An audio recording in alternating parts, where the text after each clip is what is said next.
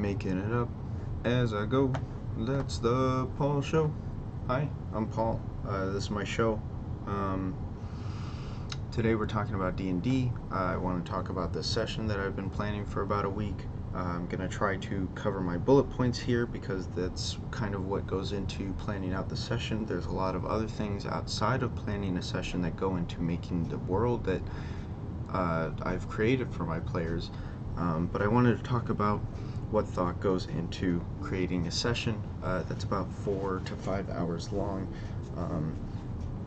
And so here we go. There's 4 checkpoints on my list here. It's only a page, a little less than a page to be honest. Checkpoint 1, escort Arja and Wantutan back to refuge. Checkpoint 2, joint dream of the Voidfish. My players are going to have like a cutscene scenario. I'm gonna kind of tell stuff to them.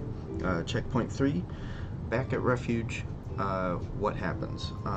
So there's a number of things upon arriving back at a village from a quest they've just departed on and are coming back from, setting up new narrative threads to follow, as well as finishing up old narrative threads. And the 4th checkpoint is where to next.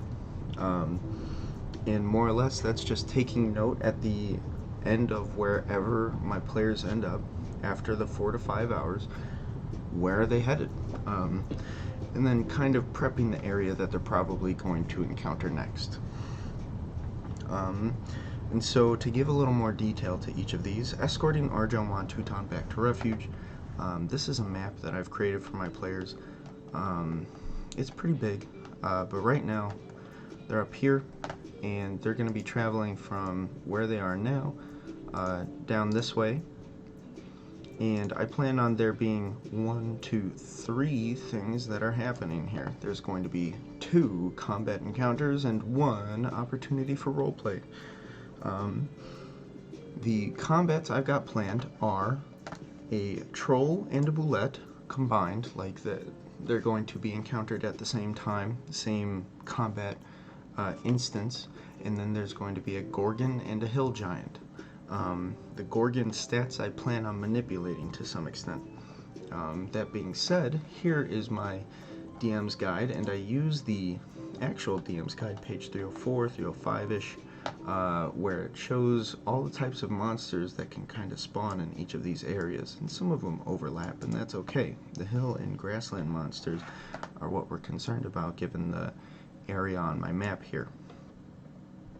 And so we're going to go over to the monster manual, and I'm going to take you to page 292, wherein we've got this troll. One cool thing about the troll to note that I plan on using in this combat encounter is only acid and fire can arrest the regenerative properties of a troll.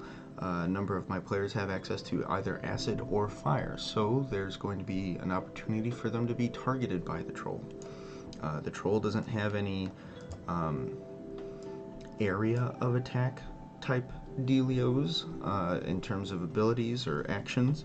It's only got the multi-attack, but it makes 3 of them, 1 with its bite, 2 with its claws, and it's a +7 to hit, so you can expect it to do quite a bit of damage if it focuses on one person.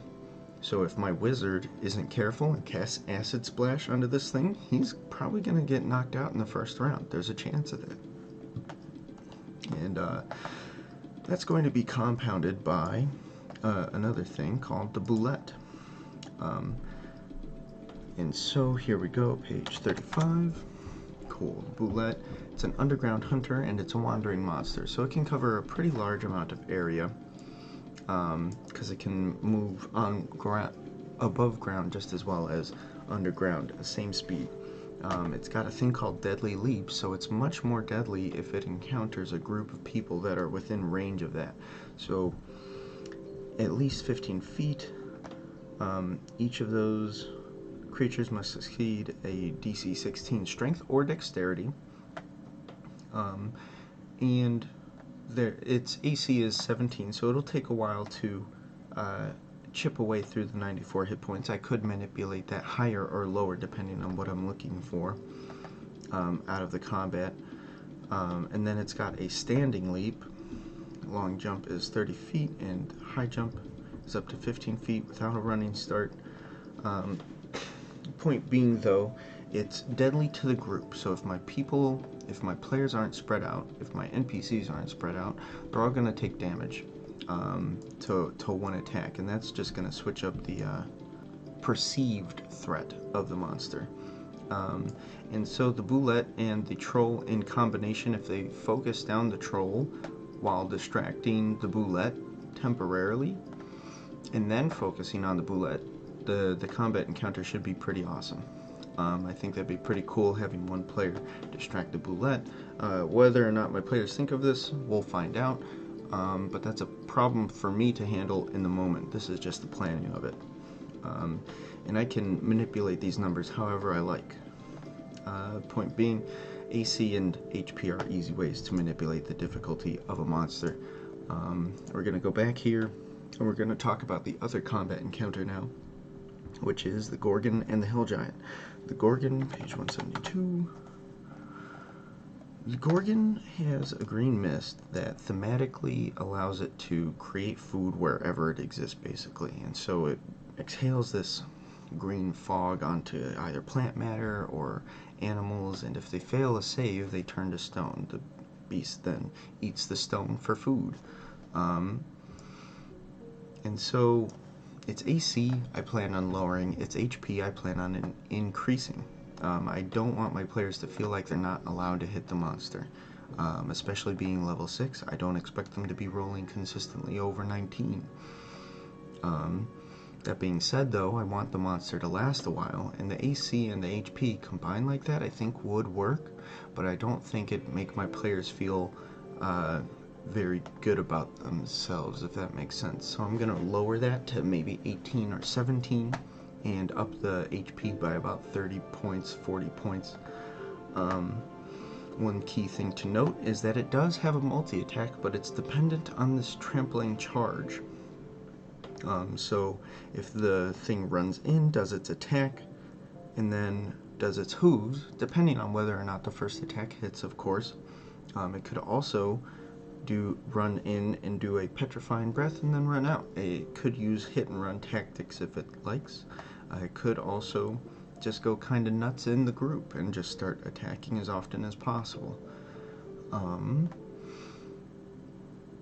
Yeah, I think that's good to note there. I think those are really the only things the one thing to note, yeah, is that it is a 30-foot cone, so it's like in one direction that you can spread that stuff, spread the green haze that it exudes. The DC save for it is 13, which is important to know, and the DC save for the trampling charge, though, is a bit higher. That one is 16.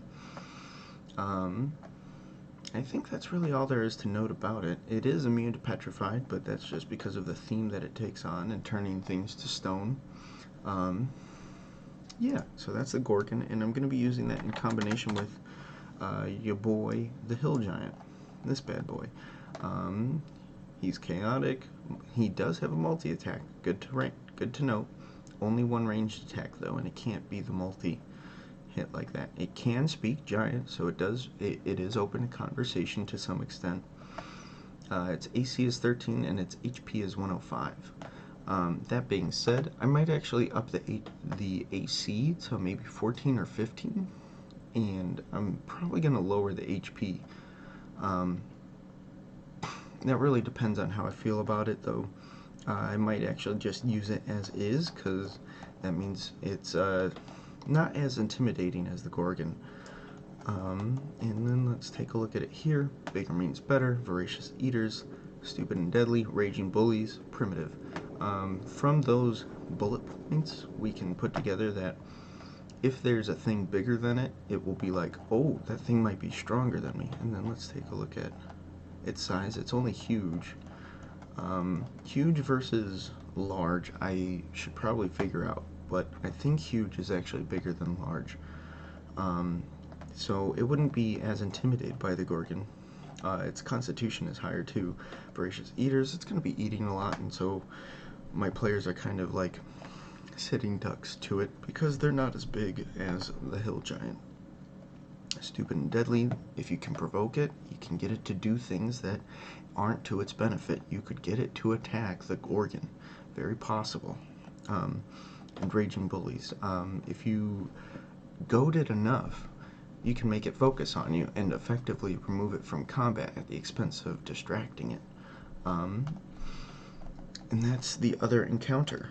Both of these encounters are designed to, not designed, but my thought in mind when picking these monsters is that the players should attempt to divide and conquer, wherein they recognize that these threats are too large, potentially, grouped together, and so decide to distract one and then focus down the other. However they end up doing that, whether it's using the animal companion, whether it's perhaps casting a certain spell that makes them attracted to a certain area somehow, like a lure of sorts, perhaps casting Charm Person. The possibilities are endless, but these are challenges to present my players. I'll see how they react and then adapt in the moment. And then the third thing that we planned during this travel is an opportunity for roleplay. That being my NPC merchants and my NPC combatants might talk amongst each other, but also kind of naturally try to bring in my PCs, wherein the conversation would start between these two NPCs, and then they'd bring in my PCs who have like a higher degree of a quote-unquote authority or trust with one or the other. So Arja and Juan Tutan will ask some questions and so on and so forth. But the point is to kind of just poke and prod my players and see where they're at and how they kind of visualize themselves as their characters. And that's the travel. So they end up back at Refuge. It's this town that they've been doing a couple things at. There's a quest line over there that they've been working on, and they've been gone from that for maybe a day, 2 days, 3 days, I'd say. I think it was 4 days total. And so they're back at Refuge, and what's going to happen there, there's a few key narrative threads that I need to tie up, a few key things that I need to expand on and open up for them to follow in terms of narrative threads. And so an NPC family known as the Stonesteadies, Marlin, Luna, and Carol, all live together, and because one of my players has the folk hero background, they've kind of taken my player characters in and allow them to kind of operate from their homestead as a means of, I don't know, just doing that folk hero biz. And so the NPC Marlin Stonesteady is going to ask my characters a few questions over a meal, a family meal that they're all having. One thing that I've been doing for my monk is giving him weird family roleplay opportunities, wherein his character, his backstory was he didn't have a family. He was given to a monk monastery after being orphaned, and his uncle not wanting to put up with his honesty, for lack of better words. I would explain it more detail, but we don't have time. And so, yeah, it's a family opportunity. They're sitting at like a dinner table or a breakfast table, whatever meal of the day.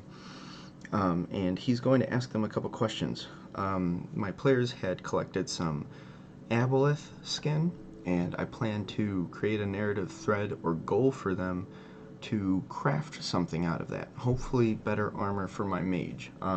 My idea was if they put enough time and effort into it, they could craft magic armor that scales off of intelligence rather than like a strength or dex score. I think that'd be cool. But creating the narrative thread, so my character is going to ask, what beast did that hide come from? So he's going to notice that they've collected the aboleth skin but not know what it is. And that'll get them talking. That'll be an RP opportunity as well as opening a narrative thread for my players to follow. Another thing he's going to say is, I can make a machine I can make a machine to make copies of those books. It'll take some time though, and so more or less my players have been working on educating the populace of this town called Refuge in more or less basic societal skill trades, if that makes sense. So like carpentry, masonry, agriculture, and things of that nature, and maybe even the fine arts. So a language, calligraphy, maybe art, music, all of the things that kind of constitute a society and culture, bringing the knowledge of those things to those people. And so my NPC is going to make it possible that they mass produce these books that they've been working on, but they need to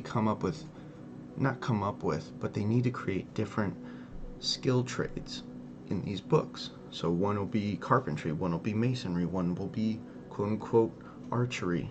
But that's just an example of like another one that they make for funsies maybe.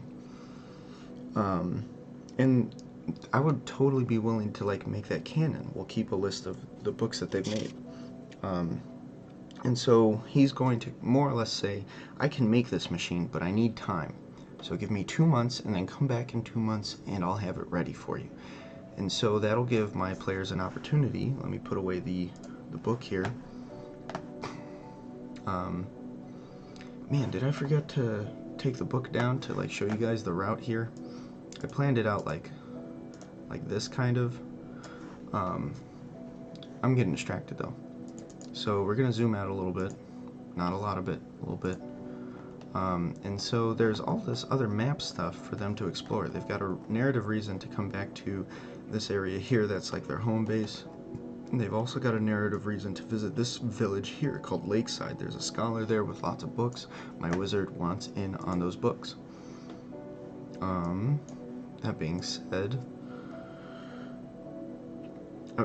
the 2-month timer is to give my players an excuse to leave this area, because there's a lot going on and they don't need to be there for every moment of it, because they've already done a lot here. They've already spent like a month more or less working on this area, or maybe like the last 2 weeks, I think.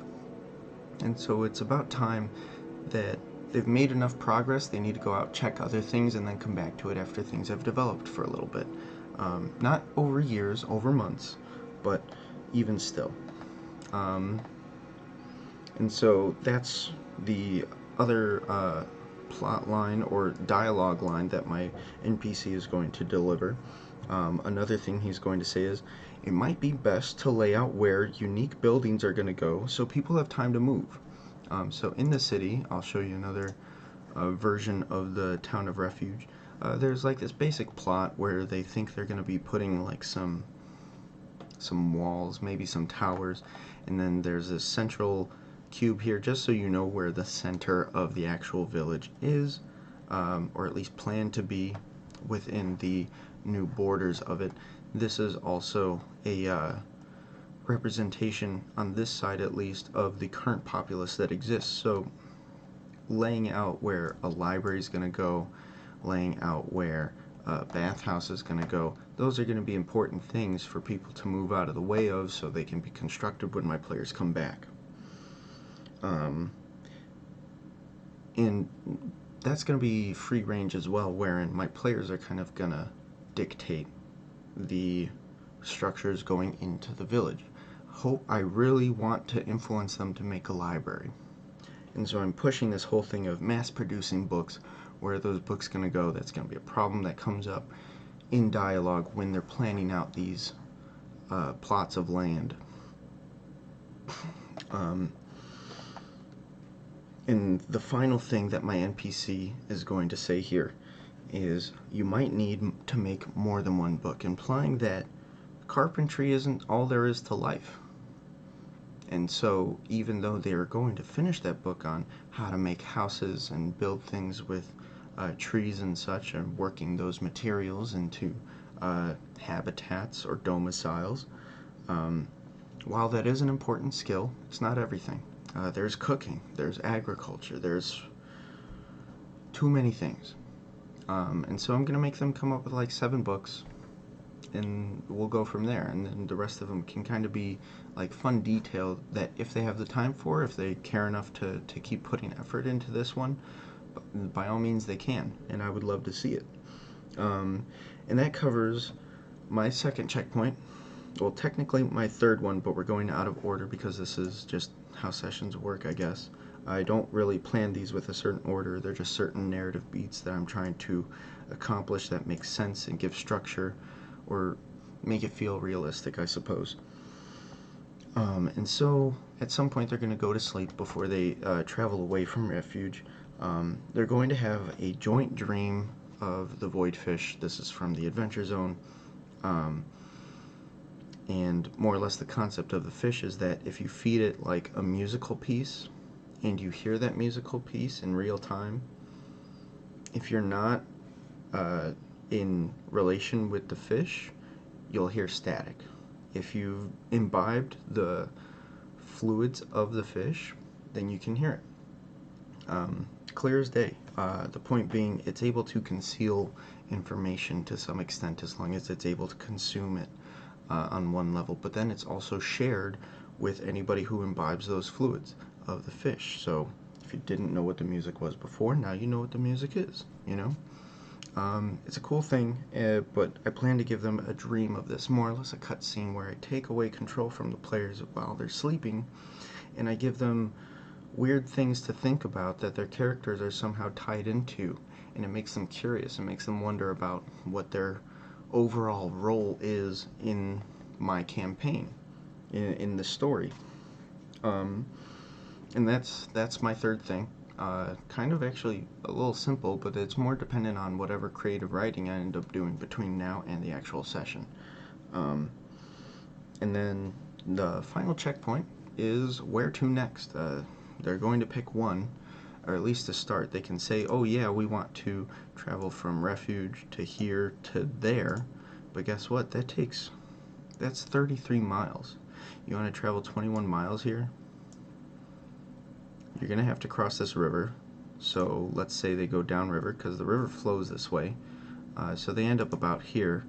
The total trip is going to be about 26 miles. That's like a day and a half, maybe more than a day. Depends on how quick they're able to move through things, and depends on how far they end up getting on the river. Maybe they go up a little bit farther, and then they end up about here, and then they go here. Still ends up being about 26 miles. Point being, they're not going to get all the way to here by the end of my 4 to 5 hour session, or at least I don't think so. And the combat here is going to be more improvised rather than thought out. I'm just going to try different monsters from the monster manuals and see how they stick. Obviously picking higher challenge ratings so that my players feel challenged, but I'm not having to control nearly as many pieces in terms of like a chessboard, if that makes sense. And yeah, that's more or less the session. So they're either going to be heading directly towards this room here, or they're going to be heading directly towards the village up here. Whatever one it ends up being, I need to take note of it and then create more detail for the area that they plan on going to. That being said, the Strange Room area is a custom area that they're allowed to work on at their own pace or decide what kind of goes into it and what's built. And Lakeside Village is a place that I've been working on for some time. There's a bunch of NPCs that I have to insert here on Roll20, but I've got all of their backstory and such written out and ready to go, so whenever they get to this village, I'm ready to go. And I really hope that they're going to like it, because there's a lot to do with the librarian here. It helped me create a lot of history for the other places that are going to exist in political relations, such as Wardwool and Calcus Village. Pretty excited. And that will do it. This has been Paul. I've been making this up as I go. I never had any notes in the first place. I'm kidding. I really did have notes. I really hope that this makes sense and it didn't feel too long-winded. I don't plan on editing this though. I'm too lazy for that. Thanks for watching The Paul Show. This is Paul after the show. This is the first entry in what is to be considered a portfolio, just a documentation of the effort that I'm putting into my campaign, and hopefully over time my skills grow, my speaking patterns improve, and over time they'll just be a collection of knowledge of just custom D&D stuff that I've been working on. I think that'd be really cool. I hope other people would be interested in playing this campaign that I've been making, because I don't think things would play out the same way every time, although the overarching goal is I'm going to have you start and then I'm going to have you end. But yeah, that's it. Thanks for watching. Ask me questions. Do you think my players are going to go to Lakeside? Thumbs up. Do you think my players are going to go to the strange home base area? Leave a thumbs down if that's your prerogative. Adios.